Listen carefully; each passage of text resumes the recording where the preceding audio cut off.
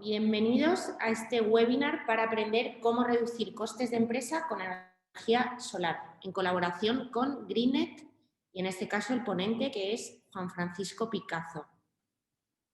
Cuando quieras, Juan Francisco, muchas gracias. Gracias a ti, Marina. Pues muchas gracias, buenos días a todos. Vamos a hacer una cosa, si queréis, como somos poquitos, si os parece, lo hacemos, digamos, más dinámico, ¿no? Es decir, preguntáis cuando queráis y me interrumpís, que no pasa nada, porque como somos poquita gente, así vamos contestando cualquier cosa que os surja en el momento que os surja. Pues vamos a empezar. Muy bien, pues yo voy a hablaros hoy de la energía solar. De la energía solar y cómo nos puede ayudar la energía solar a reducir tanto costes de nuestra empresa. También voy a hablar un poquito para el ámbito residencial, aunque me centre más en el tema de empresa, pero bueno, la parte residencial la tocaremos también, ¿vale? Lo primero que quiero decir es qué es la energía solar, porque se habla mucho últimamente de la energía solar y vamos a ver qué es esto de la energía solar. La energía solar, bueno, es un poco redundante, es aquella que aprovecha la energía que proviene del sol, ¿vale? Evidentemente es una energía renovable y además inagotable, aunque dicen que el sol está a la mitad de su vida, pero bueno, creo que ninguno de nosotros, de los que estamos aquí, veremos agotarse la energía solar por el momento. Fijaros que un dato muy interesante es que la energía que el sol vierte en un solo día sobre la Tierra es 10.000 veces superior de la que se consume al día en todo el planeta, ¿vale? Entonces, como veis, pues lo de que es inagotable es bastante cierto, vaya. Por mucha energía que queramos consumir, no la vamos a agotar. Y también es cierto que evidentemente que la transición de combustibles fósiles a la energía renovable es una apuesta segura, ¿verdad? Por obvias razones. ¿Cómo se obtiene la energía solar? Pues mirar, la energía solar la obtenemos obtenemos dos tipos de energía del sol, lo que es la energía eléctrica y la energía térmica. En ambos casos se obtiene a través de lo que llamamos paneles solares, ¿vale? Los paneles solares con diferentes tecnologías pueden obtener del sol o bien la electricidad, convertir la energía solar en electricidad o bien en calor, ¿vale? Pueden calentar básicamente agua o cualquier otro fluido, ¿no? Pero normalmente se utiliza agua, ¿de acuerdo? Por eso tenemos dos tipos de energía solar, la fotovoltaica, con la que convertimos la energía solar en energía eléctrica, y la energía térmica o termosolar, que también se denomina, ¿vale? ¿Qué beneficios tiene el uso de la energía solar? Bueno, pues es la energía más barata. He puesto aquí lo de subvenciones porque últimamente parece que todos los gobiernos y demás se están volviendo locos en dar subvenciones y bonificaciones al uso de esta energía, cuando hace 2 años era prácticamente ilegal, ¿no? Pero bueno, ahora hemos cambiado la idea, gracias a Dios, y ahora todo el mundo apoya y subvenciona este tipo de energía. Obviamente ayuda al medio ambiente, reducimos la huella de carbono porque no estamos emitiendo CO2 al utilizar energías renovables. Disponibilidad, pues evidentemente siempre que haya sol hay disponibilidad. Esto es importante, por la noche no se puede generar, ¿vale? Por la noche tendremos que acumularla durante el día para gastarla por la noche. Es que ha habido gente que ha llegado a decir que se generaba energía solar de noche. Se puede compartir, ¿vale? Es una energía que está disponible para todos. Hay muchísima variedad de tecnologías y de precios y de hecho últimamente el I+D+I está siendo impresionante en todo lo que tiene que ver con las energías renovables. Para que os hagáis una idea, la capacidad, la eficiencia de las placas varía prácticamente cada 6 meses. Varía a mejor, es decir, estamos evolucionando, ¿vale? El coste de mantenimiento de las instalaciones solares es muy bajo. Hay disponibilidad en lugares remotos, es decir, por muy aislado que estemos, siempre que haya sol vamos a poder tener energía, ¿vale? Vamos a poder convertir estos rayos solares en una energía. Como decía antes, es inagotable, es silenciosa, es limpia, no genera ningún residuo, es una tecnología en crecimiento y bueno, hay gente que obviamente le hace ilusión convertirse en productor de energía, ¿vale? Aunque sea para uno mismo, ¿no? Para tu propia empresa o para tu casa. ¿Qué es el autoconsumo? ¿vale? Porque nos vamos a centrar, me voy a centrar hoy mucho en el tema de autoconsumo, no de generación como productores. El autoconsumo fotovoltaico es la generación de energía eléctrica por parte autónoma de un consumidor, ¿vale? Es decir, nos convertimos en productores de la propia energía que vamos a consumir, ¿de acuerdo? Y esto lo hacemos a través de instalación de placas solares en el tejado o en las parcelas que tengamos, etcétera, etcétera, ¿vale? El autoconsumo es una legislación, una ley que salió, un Real Decreto que salió en el 2019, el 244, que legisla y regula todas las condiciones, bueno, administrativas, técnicas y económicas del autoconsumo de la energía eléctrica, ¿de acuerdo? Después se han ido haciendo diferentes legislaciones, pero este es el que, digamos, da el pistoletazo de salida para que cada uno de nosotros pueda generar la energía eléctrica que vamos a consumir, ¿vale? Por eso se llama autoconsumo.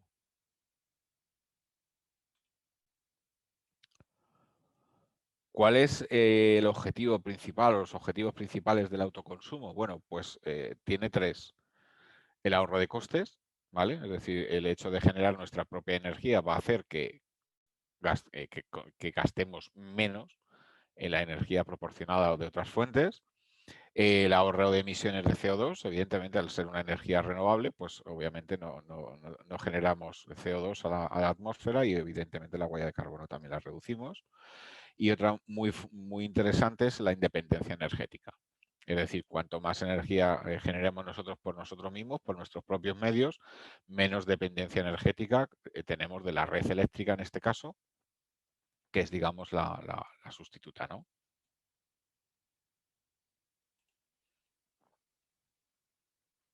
Muy bien.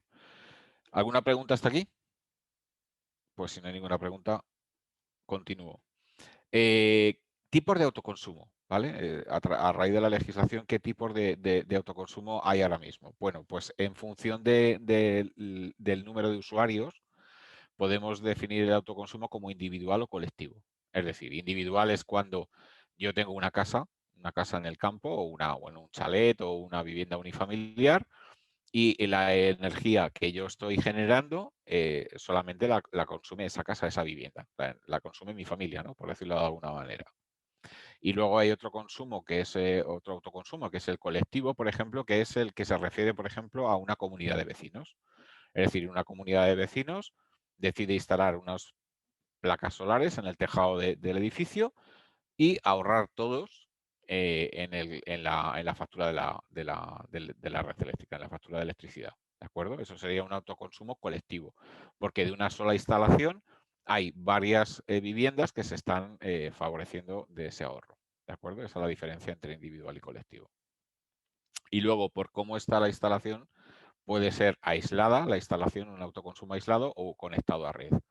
El aislado es fácil de entender, son estas típicas casas de campo, por ejemplo, a las cuales no llega la red eléctrica, o simplemente personas que realmente quieren desconectarse de la red totalmente y quieren vivir aislados, es decir, que tener una instalación fotovoltaica que les permita generar su propia electricidad y consumirla cuando ellos la deseen. ¿De acuerdo? Es una instalación que tiene una serie de componentes, más componentes, que ahora os explicaré, pero realmente es totalmente factible. O sea, es decir, hoy por hoy ya es factible que alguien viva aislado de la red eléctrica, desconectado de la red eléctrica y sin ningún problema, es decir, puede vivir perfectamente, ¿vale? Y luego está lo que llamamos autoconsumo conectado a la red, ¿vale? Y dentro del consumo conectado a la red hay dos tipos, es sin excedentes o con excedentes.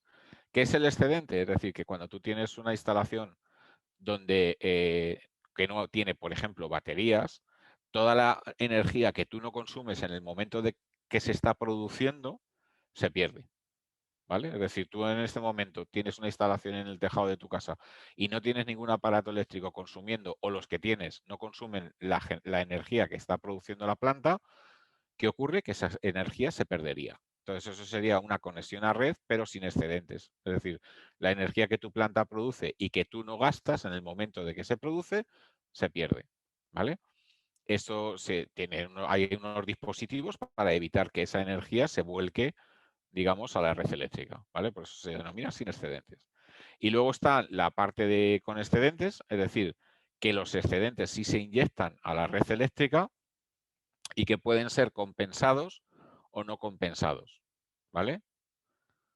¿Qué significa esto? Que la red eléctrica, la compañía con la cual estás enganchado, te va a pagar, no te lo va a pagar porque realmente no te paga, te hace una compensación en tu factura eléctrica, es decir, que a final de mes lo que tú has consumido menos lo que tú, se hace una compensación con lo que tú has generado. Por supuesto, no va al mismo precio. Es decir, cuando yo compro energía, la estaré pagando pues a 11 céntimos, a 12, a 10, a 9, dependiendo de la comercializadora y de la compañía. Pero la energía que yo inyecto a la red, digamos que no me la están compensando a ese mismo precio, ¿vale? Independientemente de los tramos horarios y demás, a lo mejor me la están compensando a 3 céntimos, a 4 céntimos, bueno, no sé, a 5 céntimos, X, ¿no? Y luego está la que es sin compensación, ¿de acuerdo? Que es bueno, pues que no hacen la compensación con la factura, ¿de acuerdo? ¿Se entiende esto? El tema de compensación, porque en el tema de compensación sí que es verdad que suele haber bastantes preguntas. Marina, perdona, pueden activar el micrófono, ¿verdad? En principio sí, sin Vale, problema. vale, vale. Digo, porque si alguien quiere hacer una pregunta, que lo active tranquilamente. Si Vale, no, que me lo digan, pero entiendo que sí están habilitados. vale, perfecto. Ok, mil gracias. Muy bien, pues ¿para quién es la energía solar? ¿Para quién es el autoconsumo? ¿Quién puede ser beneficiario de esta tecnología? Pues en las empresas, prácticamente cualquier empresa, una industria, o sea, una industria pesada incluso, cárnicas, conserveras, hospitales, residencias, hoteles, colegios, etcétera, etcétera. ¿Qué es necesario para poderse beneficiar a nivel de empresa? Pues tener un local que sea tuyo, obviamente, porque eso es importante, es interesante. Si no, hay otra forma que ahora os explicaré y que tengas disponibilidad o bien en el tejado o en alguna parcela cercana a poner estas placas solares, ¿no? Esta instalación fotovoltaica. También podemos hacer contratos que se llaman PPAs, que esto se realiza cuando el propietario del inmueble es diferente al que está beneficiándose de la energía, es decir, tiene un inquilino. Entonces, ¿qué se hace? Que el propietario es el que hace la instalación y el que revende la energía que genera la instalación al inquilino. De tal forma que el inquilino, digamos, pagaría menos por esa energía porque el generador va a ser mucho más barato que el enganche a red y es el inquilino o sea, es el propietario, perdón, el que se hace cargo de toda la instalación, ¿vale? Es decir, que sí hay formas en las cuales, aunque el local no sea tuyo en propiedad, se puede llegar a acuerdos con los propietarios de los inmuebles para hacer este tipo de contratos y que ambos se favorezcan, bueno, por esta tecnología de este tipo de instalaciones, ¿vale? Aunque lo ideal, obviamente, es que el local sea tuyo y que además no tengas que contar con vecinos ni pedir permiso a la comunidad ni nada por el estilo. Y luego a nivel residencial, pues lo que os comentaba, viviendas unifamiliares, comunidades de vecinos, tanto para gastos comunes como para ahorro compartido. Es decir, en las comunidades de vecinos, la comunidad puede optar por poner una instalación fotovoltaica para reducir sus costes de gastos comunes, es decir, de ascensores, de luces, de la depuradora de la piscina, si es el caso, o bien pueden optar también porque todas las viviendas que están en el edificio se beneficien de este ahorro, ¿vale? Hay una legislación específica para el ahorro compartido en comunidades, en edificios de vecinos, y se puede hacer perfectamente, ¿de acuerdo? Y luego, por supuesto, pues casas de campo, etcétera, etcétera, ¿no? Cualquier tipo de inmueble que esté, como decía al principio, al cual le llegue el sol, con lo cual es fácil. Bien, como os decía que, ¿para qué? Como os decía antes, la idea es generar o bien electricidad o bien calor, ¿no? Para generar electricidad utilizamos una serie de placas, no me voy a meter mucho en los temas técnicos porque digo, es un poco aburrido, pero básicamente lo que hacen estas placas fotovoltaicas es recibir luz solar y convertirlo a través de unas láminas y de una tecnología, de unas células fotovoltaicas, convertirlo en energía eléctrica, ¿vale? Que sepáis que una placa fotovoltaica, como máximo actualmente la tecnología ronda en torno a la tecnología más avanzada a un 24% de eficiencia. ¿vale? Las placas con un 24% de eficiencia, bueno, pues son las más caras, carísimas del mercado y, bueno, y no están muy extendidas, ¿no? Porque es un precio desorbitado. Pero realmente de la luz que recibe una placa fotovoltaica, aunque parezca sorprendente, lo máximo que es capaz de generar, lo máximo que es capaz de aprovechar, la eficiencia máxima está en torno, las normales, a un 20-21%, ¿vale?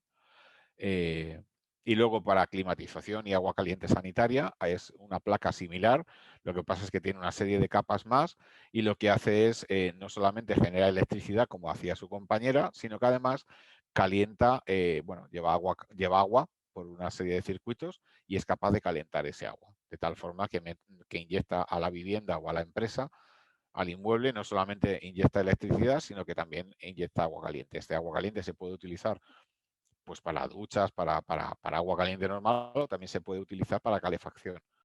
Es decir, se mete al circuito de la calefacción este agua caliente, que dependiendo de las placas, bueno, pues estará en torno a 40, 50 grados, o lo que la instalación permita, y entonces a calentar ese agua más, calentar el agua de 0 grados a 40 consume mucha energía, pero calentar el agua de 40 grados a 70 es mucho más económico, ¿no? Porque las necesidades de energía son mucho menores, ¿de acuerdo?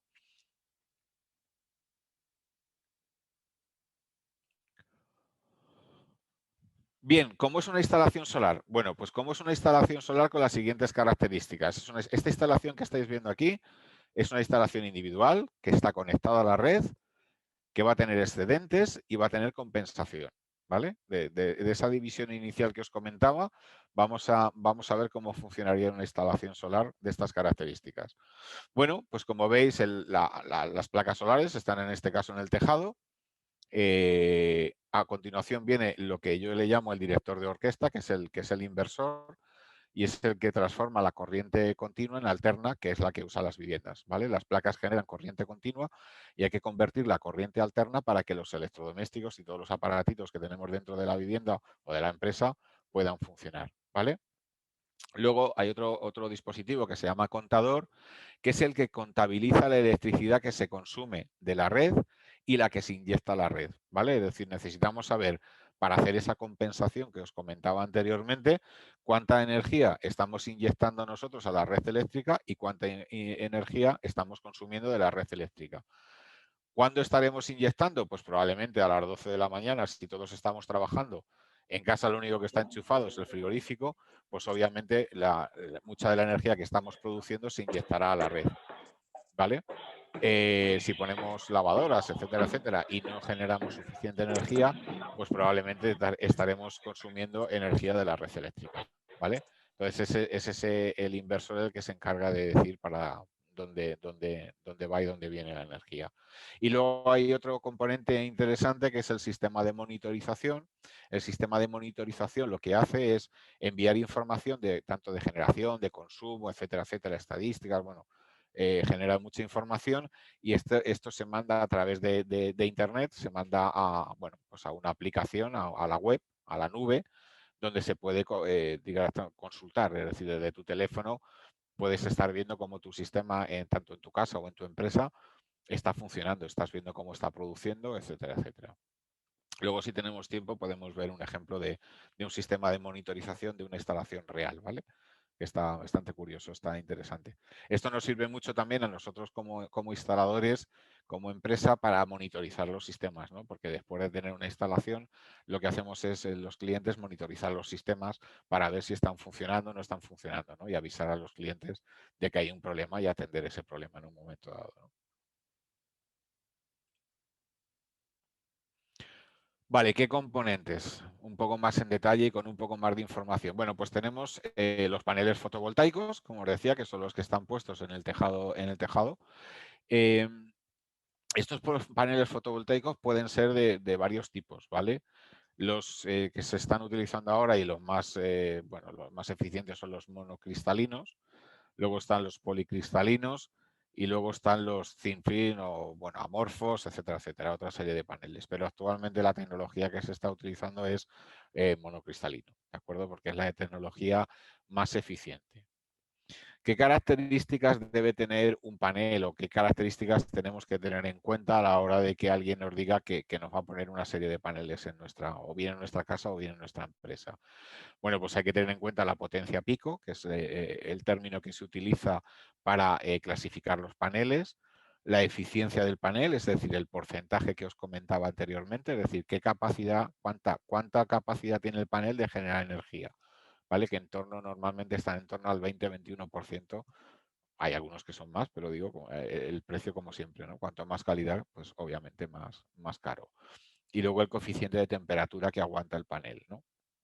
También es importante. Es decir, son tres características que tenemos que ver siempre, mirar siempre cuando alguien nos ofrece una instalación fotovoltaica, bien para nuestra empresa, bien para nuestra casa. Es importante que tengamos esta información de los paneles, ¿vale? Luego hay el aparato que es otro aparato bastante importante, vamos, fundamental en una instalación, es el inversor, ¿vale? Y hay varios tipos, pero vamos, yo lo he dividido en dos tipos básicos, que es el inversor para instalaciones con conexión a red, es decir, eh, tanto si es compensación como sin compensación, pero hay un backup que es la red eléctrica. Y luego están los inversores para instalaciones de autoconsumo aisladas con baterías. Es decir, que el inversor lo que se va a encargar es de cargar con el excedente, es decir, con la energía que no se está consumiendo en el momento, lo que hace es cargar directamente la batería.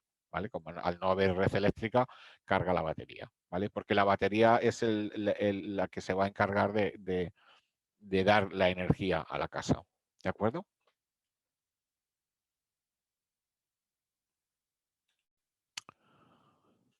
Sistema de monitorización, lo que os comentaba antes, es una aplicación en la nube. Esto es importante, es decir, la instalación fotovoltaica tiene que estar, tiene que haber una conexión a Internet para poder tener el sistema de monitorización. Si no tenemos una conexión a Internet, pues obviamente no podemos tener un sistema de monitorización online, ¿de acuerdo? Como digo, es una aplicación que está en la nube y nos genera muchísima información de lo que está sucediendo en la instalación. ¿De acuerdo?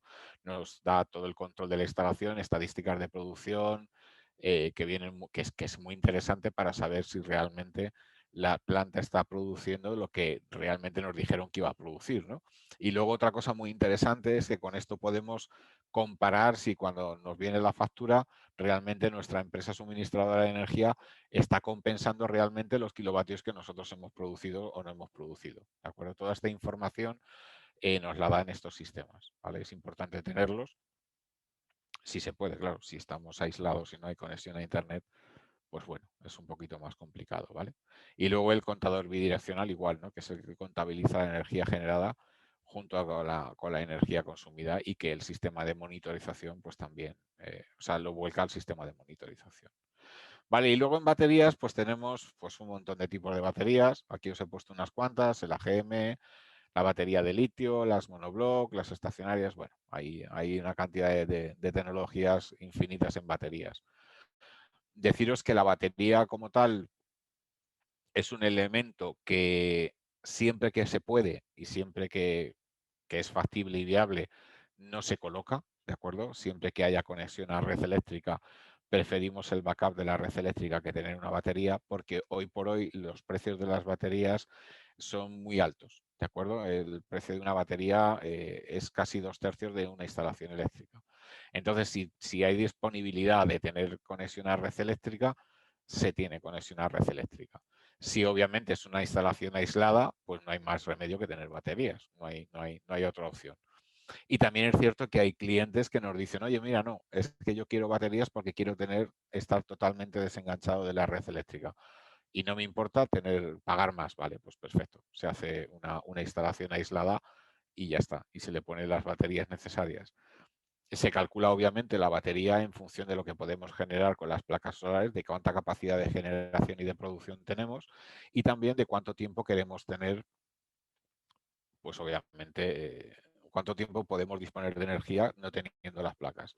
Esto es cuánta energía consumimos de noche, hay que hacer los cálculos de cuánta energía se consume de noche, cuánto tiempo vamos a estar sin poder generar energía y cuánto tiempo aguantamos con esas baterías, ¿no? Las baterías, comentaros que más o menos en las de litio tienen una duración aproximada de 10 años, ¿de acuerdo? Es decir, que cada 10 años hay que cambiarlas. Las placas solares tienen una duración mínima de 25 años, ¿vale? Esto es importante saberlo, es decir, que las baterías, además, pues hay que cambiarlas cada cierto tiempo, porque igual que una batería de un móvil, pues se van estropeando, ¿no? Entonces, con el tiempo, la tecnología que tenemos ahora es lo que hay. Esperemos que avancen un poquito más el tema de baterías, pero bueno, hoy por hoy es lo que tenemos, y lo mismo pasa con los coches eléctricos, ¿no? Es decir, la batería es un elemento de, o sea, almacenar energía eléctrica hoy en día por lo pronto es caro, ¿vale? Y es complicado, ¿vale? Entonces no es una tecnología que esté todavía lo suficientemente desarrollada, ¿no? El día que las baterías tengan mayor capacidad de almacenamiento y bajen su precio, digamos que habremos dado el vuelco de combustibles fósiles a combustible, o sea, a energía eléctrica, ¿no? Esa será la real transición, ¿vale? Cuando la batería esté totalmente desarrollada. Somos capaces de generar, pero hoy por hoy el almacenamiento de la energía eléctrica es caro.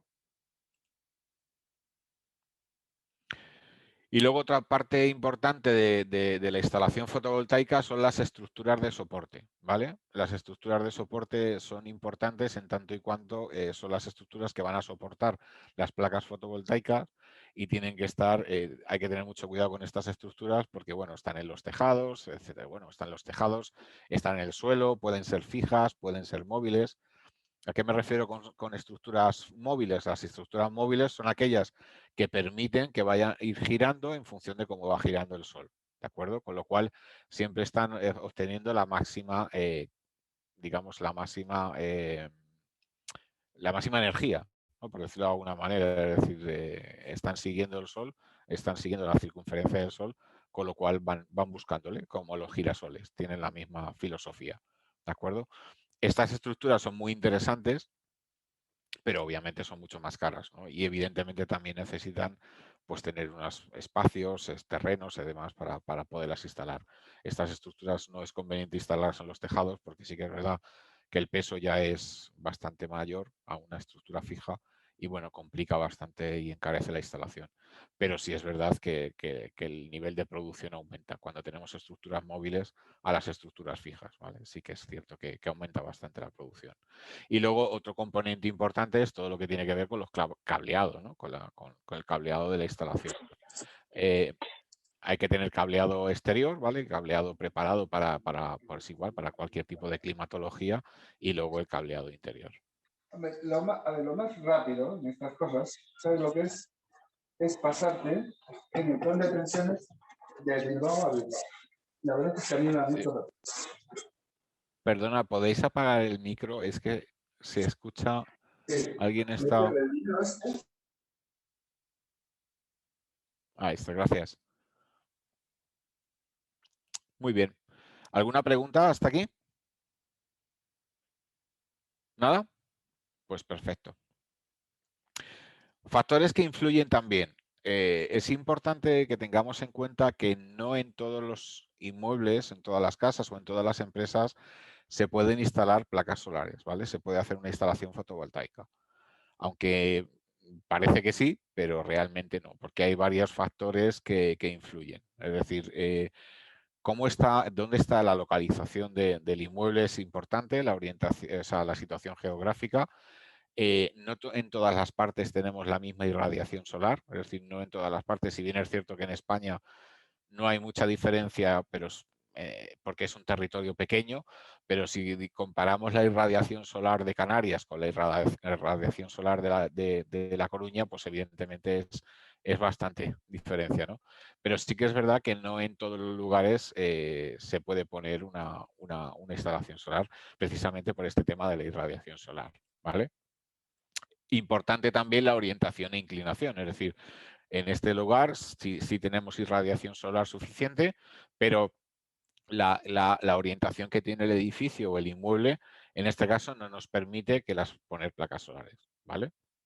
Esto pasa, ¿vale? Esto es habitual. Es decir, que tenemos una orientación que no nos permite, o por lo menos no nos permite tener una instalación con una producción lo suficiente pues para dar el servicio que se necesita, ¿de acuerdo?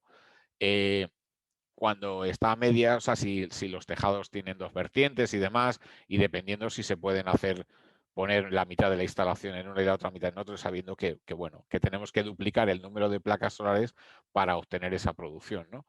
Pero hay casos incluso en los que no se puede hacer de ninguna de las maneras, ¿no? Y bueno, obviamente la ubicación. Hay veces que las placas no se pueden poner en el tejado, ¿no? Directamente no se pueden poner en el tejado, o incluso no se pueden poner en el edificio. A nosotros nos ha pasado de que hay edificios protegidos que no se puede poner placas solares. En ese caso lo que se puede hacer es, bueno, pues alquilar otros tejados, es decir, alquilarle el tejado al vecino. Si el vecino es buena persona y quiere llegar a un acuerdo, pues lo que hacemos es que en ese caso se le alquila el tejado al vecino. O bien un espacio, o sea, una parcela o cualquier otro tipo de cosa. ¿De acuerdo? Pero que tengamos en cuenta que no en todos los inmuebles, no en todos los edificios, no en todas las naves industriales se pueden poner placas solares. Hay veces que hay factores que impiden esto, ¿vale? Y que lo tengamos en cuenta. Entonces es importante en ese estudio inicial, en el estudio de viabilidad que hacemos inicialmente, una de las cosas que se mira, bueno, una de las cosas fundamentales que se miran es todo esto, ¿no? Estas son las variables que no solamente el dinero y el precio y el coste, sino dónde van a colocarse y si realmente se pueden colocar. Cosas que tenemos que tener en cuenta en referencia a un proyecto de energía solar, tanto para una empresa como para nuestra casa, ¿no? Bueno, pues lo primero que tenemos que saber es cuál es nuestro consumo actual de energía, ¿vale? Cosa que, aunque parece muy obvio, no es tan fácil. Leer una factura eléctrica es bastante complejo, ya lo habréis podido observar alguno de vosotros, si lo habéis intentado, ¿no? Entonces, no siempre el consumo, vamos, nunca el consumo corresponde a la factura, ¿vale? Entonces hay que entrar en la factura y realmente revisar cuál es el consumo real, ¿vale? Es importante que sepamos cuánto consumimos. Otra cosa que es importante es cuál es el ahorro que va a producir la instalación. Y decir, vale, ok, yo sé lo que consumo, cuánto ahorro. Y para saber cuánto ahorro tengo en esta instalación, un dato fundamental es la producción de la instalación, es decir, cuánto me va a producir esta instalación solar, cuántos kilovatios al año, que es como se suele medir una instalación, es decir, la producción anual en kilovatios. ¿Por qué? Porque son datos que necesitamos para calcular el precio de una instalación, es decir, el precio del kilovatio instalado, que es como se calcula en el sector las instalaciones, es igual al coste de la instalación, al presupuesto que me dan, dividido por la producción anual del kilovatio de esa instalación, ¿vale? Entonces, con esta cantidad de dinero que nos saldrá entre 0 punto algo y 1 punto algo o 2 punto algo, nos vamos a Internet y decimos, vamos a ver, presupuestos tal, y podemos hacer comparativas de precios, ¿de acuerdo? En función del tipo de proyecto y de la cantidad de placas y de la cantidad de kilovatios producidos, digamos que hay una serie de baremos donde se puede estar el coste de la instalación, ¿vale? Y estar, digamos, en el estándar de precios, ¿vale? Pero es fundamental que sepamos siempre cuál es la producción anual en kilovatios, ¿vale? Si no sabemos la producción anual en kilovatios de la instalación que nos están ofreciendo, pues no tenemos la información mínima necesaria, ¿de acuerdo? Importante también las garantías, algo que tenemos que tener muy en cuenta. ¿Qué garantías nos deben ofrecer? Pues primero, garantía en materiales, es decir, todos los materiales que nos colocan deben tener su garantía, ¿de acuerdo? Normalmente en las placas tenemos unas garantías de aproximadamente 15 años, en los inversores y materiales de estas características, de dispositivos de estas características, están en torno a 7 años, 10 años, dependiendo del proveedor. Y luego otra garantía que es importante es la garantía de producción. Es decir, si una empresa nos dice que va a producir 100 kilovatios al año, cuando pasen 25 años, ¿cuánto tiene que producir? ¿Vale? Esa es la garantía de producción. Normalmente se están garantizando alrededor del 80% de la producción en 25 años. ¿Esto qué significa? Que si una instalación a los 25 años no está generando un 80% de lo que generaba cuando se instaló el primer día, pues el proveedor nos tiene que asegurar eso, ¿no? Tiene que cubrir esa falta de producción. Pues ¿cómo? Pues o cambiándonos la instalación o parte de la instalación o añadiendo, etcétera, etcétera, ¿vale? Pero la garantía de producción también es importante tenerla.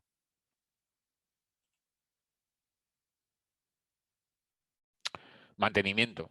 Aunque os he comentado al inicio que es cierto que no tiene mucho mantenimiento una instalación solar, básicamente una instalación solar, el único mantenimiento que tiene es limpiar las placas de vez en cuando, ¿vale? 1 o 2 veces al año. Y luego lo que sí tiene es la monitorización, ¿no? Porque o la puedes hacer tú misma con este dispositivo que os comentaba, que es el sistema de monitorización, o bien la empresa proveedora nos lo hace, ¿no? ¿Qué es lo que suele pasar? Porque la empresa proveedora nos hace este mantenimiento anual, que puede estar incluido en el presupuesto o ser un contrato por separado, o bien, y la monitorización, pues es lo mismo, ¿no? Nos la está haciendo la empresa durante el tiempo que estipule el contrato, ¿vale? Pueden ser un par de años o, bueno, o en caso de que se contrate por la vida útil de la instalación, 25 años, ¿no? Pero bueno, también es importante tener este mantenimiento no solamente por la limpieza de placas, sino también por la monitorización, ¿no? Aparte de las garantías. Digo, porque es habitual, nosotros con alguno de nuestros clientes, pues obviamente les hemos dicho que a un cliente no hace mucho tiempo le llamábamos para decirle que se había quedado sin wifi en casa. No estaba en casa y se enteró por nosotros de que no tenía wifi porque su sistema de monitorización no estaba generando información, ¿no? Entonces le avisamos de que no tenía internet.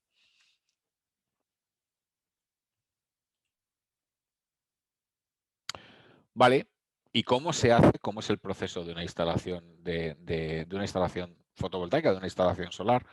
¿Qué tenemos que hacer? ¿Qué pasos hay que seguir? Bueno, pues el primero de todo es hacer un estudio, lo que os comentaba hace un rato, el estudio de viabilidad.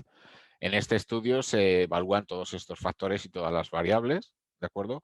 Y se genera una propuesta técnica y con precio, y ajustando a las necesidades del cliente, ¿no? Evidentemente. Esta propuesta incluye todo lo que os he comentado en la presentación, ¿no? Es decir, tiene que incluir todo el material, la producción que va a generar, el ahorro, etcétera, etcétera, etcétera. Normalmente, cuando el cliente le parece adecuado esta primera propuesta, lo que se hace ya es un análisis más detallado técnico, lo que llamamos una visita técnica, ¿no? Es decir, si en esta primera propuesta es viable para ambas partes, lo que se hace luego es una visita técnica para detallar un poco las necesidades más concretas, ¿no? Es decir, pues el tejado tiene ciertas características o no, etcétera, etcétera, ¿no? Se hace digamos, un estudio más sobre el terreno de aquellos puntos que pueden ser susceptibles de modificar esta propuesta, ¿no? Hay veces que a nosotros nos ha pasado de llegar a un cliente y tener que cambiar el tejado porque el tejado no era lo suficientemente, digamos, seguro para tener unas placas encima, ¿no? Cosas así, ¿no? Hay que hacer un estudio siempre técnico en el terreno, ¿vale? Porque si no nos podemos encontrar con sorpresas y, bueno, en estos casos las sorpresas no son buenas, ¿vale? Entonces, en este estudio inicial tiene que tener esta parte de visita técnica y de que un ingeniero pues verifique que todo es viable. Luego hacemos también, se debe hacer también una gestión de bonificaciones y subvenciones, ¿no? Como os he dicho ahora, todos los gobiernos están, como digo, de comunidades autónomas, de ayuntamientos, etcétera, etcétera, están muy involucrados con el cambio climático y todo lo que sea energías renovables, pues en la mayoría de los sitios hay bonificaciones o hay subvenciones que es importante tener en cuenta porque pueden abaratar bastante los costes de esta instalación, ¿vale? Entonces, una vez que el cliente está de acuerdo, se hacen estos estudios para darle pues la mayor, digamos, la mayor alegría posible, que es que su instalación le cueste un 30% menos, como es el caso. En las empresas también hay subvenciones en función de la industria, del sector, etcétera, etcétera, pues hay subvenciones a través del IDAE, etcétera, etcétera, ¿vale?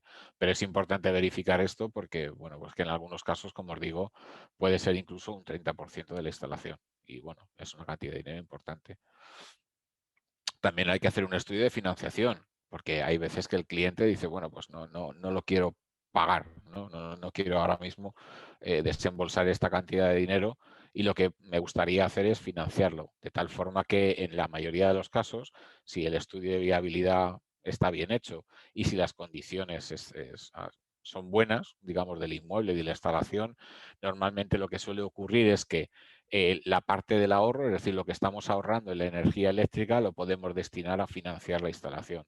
de tal forma que en un plazo entre 5 o 10 años, o bueno, en función de la instalación, digamos, podemos pagar nuestra instalación sin que hayamos tenido que desembolsar dinero, ¿vale? Es decir, digamos que el propio ahorro es el que paga la instalación. Entonces, si en 10 años ya lo tenemos finiquitado, pues todavía tenemos 15 años en los cuales todo el ahorro, digamos, pues va a ser directamente hacia la factura, ¿no? Con lo cual, bueno, pues tenemos 15 años, digamos, de ahorro puro y duro. Luego, evidentemente, después de hacer todo esto, todos estos estudios, pues hace una instalación, ¿vale? La instalación final es instalación eficiente y cómoda para el cliente. Y después de la instalación, una vez que tenemos hecha la instalación, hay que hacer un proceso de legalización, ¿vale? Es decir, todas las instalaciones fotovoltaicas deben estar de altas en industria, o sea, es decir, que tenemos que tener, bueno, pues todo esto bien claro, porque si no, lo que nos puede pasar es que nos llegue, pues ya sabéis, la correspondiente sanción. En estos procesos de legalización también lo que se suele hacer es la parte de compensación, tramitar con la compañía, tanto como con la comercializadora o con la distribuidora, la parte de compensación. Es decir, notificar a esta compañía que hay una instalación fotovoltaica que va a volcar excedentes a la red eléctrica y que deben de compensarlos en la factura mensual. ¿De acuerdo? Todos estos trámites normalmente los hace el proveedor, ¿vale? O sea, el proveedor el que hacemos, vamos, los que hacemos la instalación, vaya. Y si no los hace, pues los tendremos que hacer nosotros, ¿vale? Pero es importante que lo tengamos claro que esto hay que hacerlo. Y luego, por último, para finalizar, pues tenemos la parte de mantenimiento que os comentaba antes y de monitorización, ¿no? Durante el tiempo que tenga de vida la instalación. Como os decía, esto puede ser contratado aparte o puede estar dentro del presupuesto, en fin, esto hay muchas variaciones. También en la parte de legalización, hay veces que nosotros a nuestros clientes les asesoramos sobre el tema del seguro, ¿vale? Hay mucha gente que no lo tiene en cuenta, pero hay que tener en cuenta que tu seguro, que el seguro del hogar o el seguro de la empresa, cubra esta nueva instalación, ¿no? Como continente, como contenido, como sea, pero que el seguro nos cubra la instalación, porque puede venir, bueno, agentes. Nos ha pasado este año en Madrid que nunca habíamos tenido una Filomena y este año la hemos tenido, ¿no? Entonces no sabemos qué nos puede llegar a pasar. O que simplemente alguien nos tire una piedra y nos rompa una placa, ¿no? Por decir algo. Entonces tenemos que asegurarnos que nuestro seguro, valga la redundancia, cubre cualquier cosa que nos pueda pasar en la instalación, ¿vale? Todo esto es un proceso que también nosotros asesoramos a nuestros clientes en esta parte, ¿no? Es decir, para que todo quede cubierto. Y al final, lo que os digo, el mantenimiento y la monitorización de la instalación durante los años que tenga de vida. Y bueno, pues yo ya he terminado. Os he contado todo lo que os quería contar. Entonces, pues ahora preguntas, si alguien quiere preguntar algo. Sí, a ver si se animan a preguntar. Muchas gracias, Juan Francisco. Gracias, Marina. Ha estado interesante, ¿eh? Tiene más cosas de lo que parece, ¿verdad? Sí, sí. Pues no sé si alguien quiere hacer una pregunta. Bueno, se pueden quedar también con tu contacto, ¿verdad? Sí, claro, por supuesto. Aquí tenéis mis datos de contacto. Si alguien me quiere contactar luego para hacerme alguna pregunta más en concreto, pues obviamente encantado de ayudaros, por supuesto. Estupendo.